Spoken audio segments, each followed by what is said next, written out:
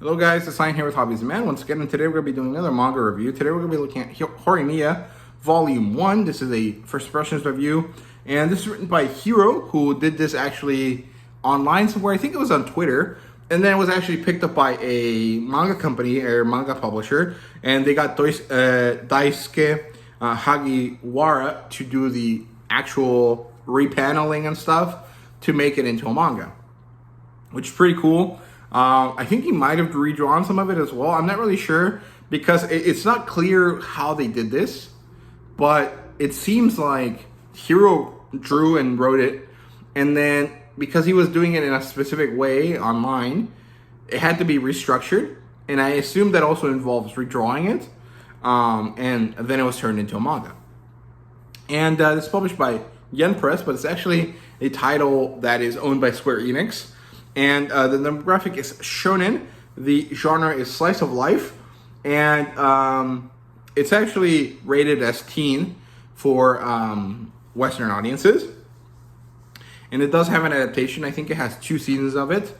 Or maybe more. I'm not really sure. And I think that there's an issue with the way that the manga has been released in English. But I'm not really sure. It's not one that I was super interested in.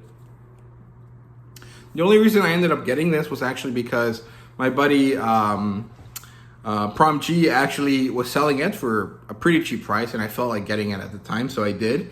And I read it. I quite liked it, actually. I think it's pretty enjoyable. It's basically about 2 people, this boy and this girl that go to high school together, who have very specific styles when they're at school.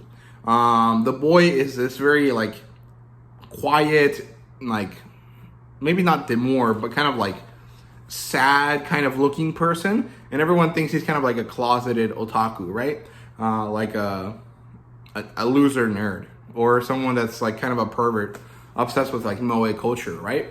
And then the girl, she's actually like a very popular, outgoing kind of class leader type girl.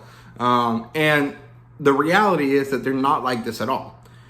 One day, they bump into each other when they're outside of school, and the girl is this homebody kind of like mom type, who takes care of her younger brother, who does all of the chores at home, who's a very hardworking, diligent woman, but she is kind of like a homely type of person.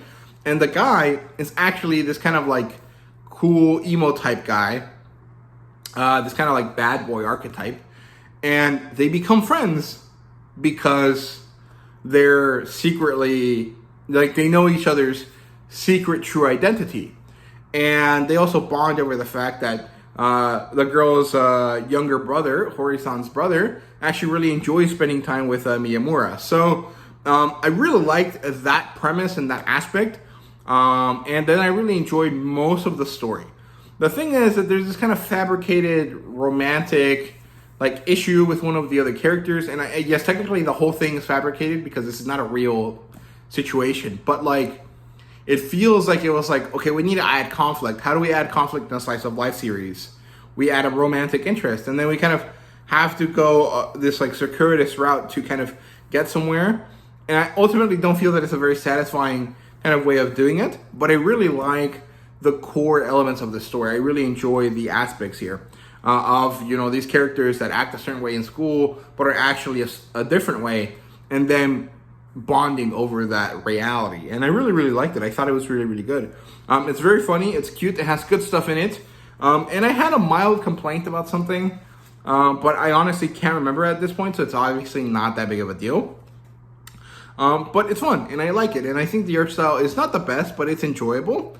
And I don't think I'm going to collect this, though. I think I'm going to keep this first volume for now, and then eventually, if there's ever a box set, or if there's a chance for me to get a lot of volumes for really cheap, I'll get them then. But currently, collecting this isn't really in the cards for me. Like, I'm just not interested in this specifically right now because I collect so many other series that are like this, right? Like Komi, like Wotakoi, like Furi-san, and Hitomi-chan. So I don't really need another one of these types of series currently, and so I'm gonna probably wait on collecting this until much later, or I'll probably switch over to watching the anime instead. So yeah, really good stuff. I definitely recommend it if you're interested in stuff like this, but it just doesn't work for me right now, right? So yeah, thank you guys so much for watching. Let me know what you guys thought down below. And thank you guys again. See you guys in the next video.